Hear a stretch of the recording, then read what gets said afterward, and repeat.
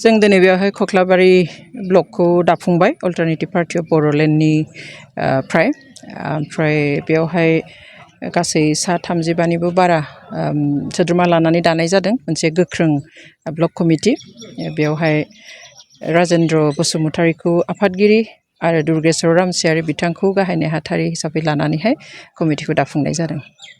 जिहेतु बिटिसि बिसायख'थिया खाथिनि सायाव खाथिसै नोंथांमोननि गोदानै दाजानाय राजखान्थिया माबायदि साखाफोरा?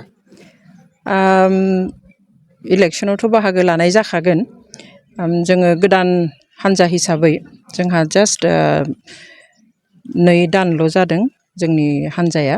थेवब्लाबो जोङो जोंनि जिखिनि दानांगौ दा district committee, block committee, primary committee आरो बुथ लेभेलनि कमिटि बेखिनिखौ दाफुंबाय थानाय जादों आरो बे जुन दाननि गेजेरावनो जोङो गासै कमिटि दानायखौ कमप्लिट खालामगोन आरो बिनि उननिफ्राय जोङो इलेक्सननि थाखाय साखाफारा जागोन। जिहेतु बिटिसिआव मोननै राजखान्थि हान्जा दंखायो माबायदि जुजिगोन नोंथांमोना फैबाय थानाय समाव? मोननै राजखान्थि हान्जा दंखायो जोंनि गेजेरावहाय आरो गुबुन नेशनेल पार्टिफोरबो दङ जायफ्रा बेवहाय बाहागो लादों सिगाङावबो आरो लाफैगोन। गावबा गाव स्ट्रेटेजिजों आवगायगोन। हान्जायाथ' थायो थाब्लाबो जों जोंनि एपिबिनि जिथु स्ट्रेटेजि बे स्ट्रेटेजि प्लानजोंनो जों आवगायलांगोन। जिहेतु मोन 40 बिजाबथा दङ बेनि गेजेराव मोनबेसेसो होगोन नोंथांमोना?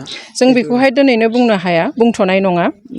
सम जायाखै जोंहा बेखौ बुंनो थाखाय आरो स्पेसियेलि गासै कमिटिफोरखौ दाखांनायनि उनाव जोङो रिपर्ट लागोन गासैबो डिस्ट्रिक्टनिफ्राय गासैबो समस्टिनिफ्राय। बेनि उनाव जोङो बेसेबाङाव होगोन बेखौ थि खालामगोन। बेसेबांसो आखाबादि नोंथांमोना जिहेतु 40टा बिजाबनि गेजेराव? दा जों बेसेबाङाव होगोन जों बेखौनो दिनै थिरांथा खालामाखै।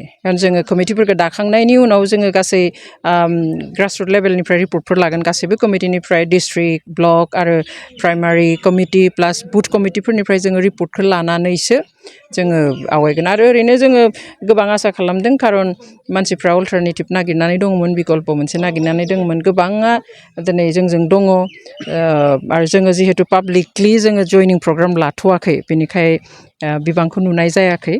गोबाङा जयनिंनि थाखाय नेगासिनो दङ। जोङो दा बे स्ट्राक्चार दानाया कमप्लिट जानायनि उनाव जोङो पाब्लिकलि जयनिं प्रग्रामफोरखौ लागोन आरो अब्लानानो जोङो जोंनि जि गोहो बेखौ जोङो हमनो हागोन। रायजो राजाफोरनिफ्राय जिहेतु अल्टारनेटिभ पार्टि गोदान पार्टि हिसाबै माबायदि अनसायनाय मोन्दों मोनाखै मा फोरमायगोन? दा जों जिबादि सानदोंमोन बेनिफ्राय गोबां बारा जोङो अनसायनाय मोन्दों।